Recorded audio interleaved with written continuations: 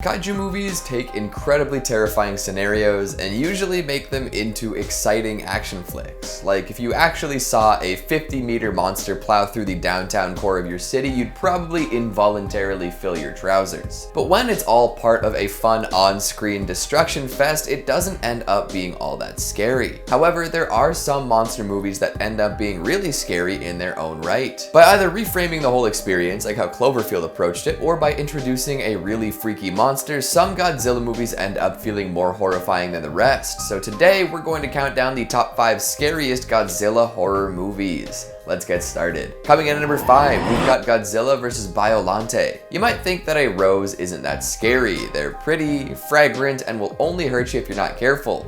But when a rose is infused with the essence of a scientist's dead daughter and then combines with Godzilla cells, things get wild. There are a lot of factors at work here making Biollante scary. The situation that births this enormous multi-stage terrifying kaiju is a tragic one. Godzilla's cells are sent to a research facility with the hopes that they can be spliced into plants and be used to revitalize an oil-dependent desert country. A father-daughter duo makes some progress in this regard, but have their efforts cut short by a terrorist organization that wants the Godzilla cells. This results in the death of the daughter, leaving the father heartbroken. Unable to cope with the loss, he splices some of his daughter's cells into a rose in an attempt to preserve a part of her soul. Morbid, but in a sad, loving kind of way. As more folks start to get their grubby hands on the Godzilla cells, some end up affecting the rose containing the daughter's soul. This causes the plant to become an enormous, viney monstrosity.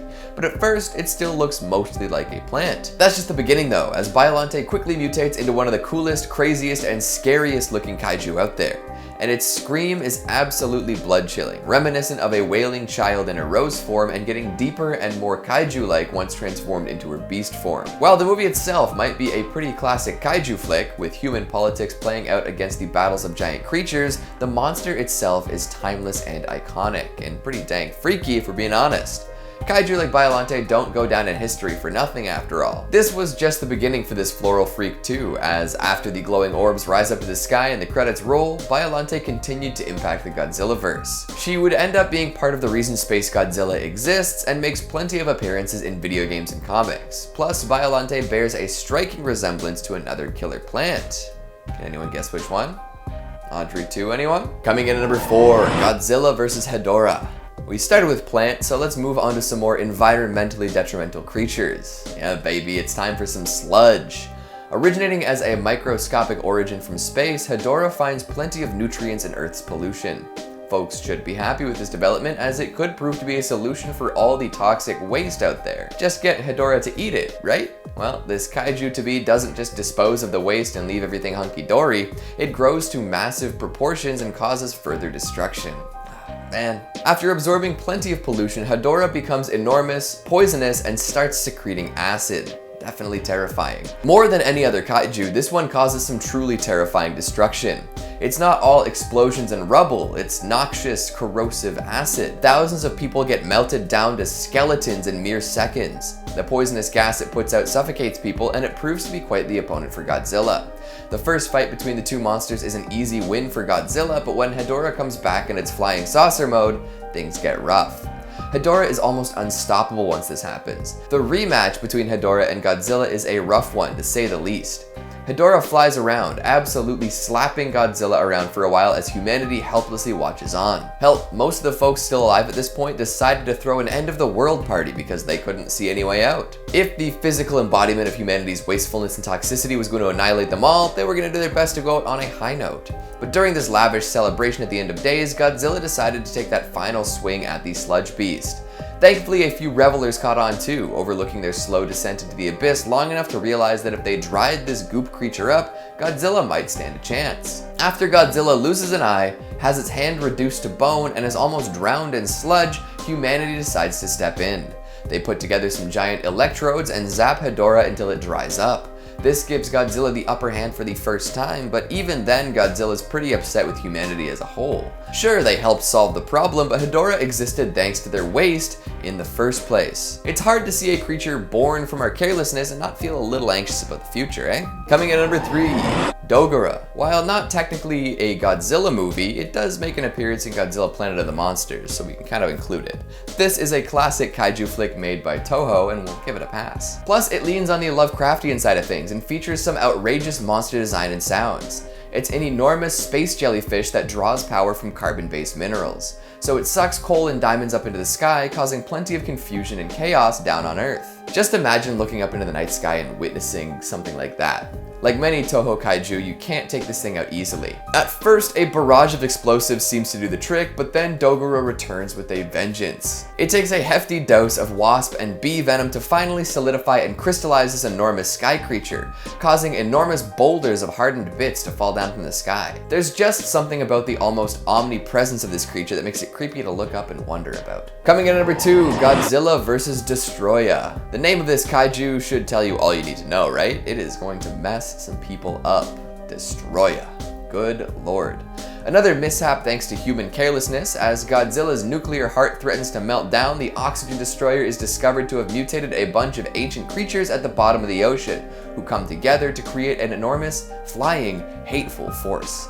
Many kaiju throughout the Godzilla universe cause chaos and destruction because they're compelled to, or by accident. You know, they're gigantic creatures just bumbling around.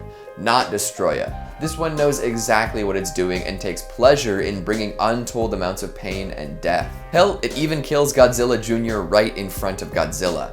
Twice. The knowledge of such a creature should be enough to send a shiver down anyone's spine. From its design to its temperament, Destroya is one of the scariest Godzilla villains going, which makes the movie it originates from one of the scariest flicks in the series. And finally at number 1, Shin Godzilla. Everyone saw this one coming from miles away, kinda like how you could see Godzilla coming from miles away. Sorry about that joke, it had to be done. With that out of the way, of course, our scariest Godzilla horror movie has to be Shin Godzilla.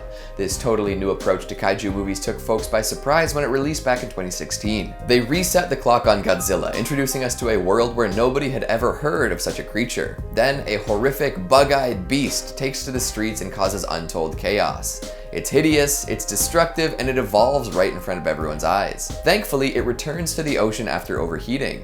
This prompts everyone to begin planning for Godzilla's return.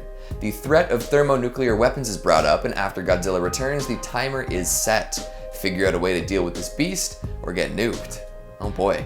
The many permutations of Godzilla are terrifying in their own right, and the destruction caused by enormous monsters has never felt more real. It's a true life and death struggle, and if folks don't solve the puzzle soon, all could be lost. Plus, after all is said and done, there's a new threat that was very narrowly avoided. Little humanoid creatures seen emerging from Godzilla during its dormant state are not explained, but hold pretty scary implications. There are plenty of wicked kaiju movies out there with all sorts of very scary moments. Sure, they're best known for monster fights and crazy explosions, but there can definitely be moments of abject terror threaded throughout too. So what'd you think of the list? Have you seen all these movies? Which is the scariest? Did I miss any essential Godzilla horror? Make sure you let me know down in the comments. Speaking of comments, let's take a look at some of your more communal ones from the top 5 scariest horror movie invasions. Sparkling Cyanide says, Mimic is a hidden gem, I don't know why more people didn't appreciate it. And it did talk about a pandemic. Ooh, foreshadowing. Del Toro never misses. Underappreciated but always wicked. Rustin Landis says, would movies that involve displaced animals be considered an invasion? Such as Crawl 2019 had set the flooded streets, gas stations, stores, and homes down in Florida for a pack of very hungry giant gators to visit.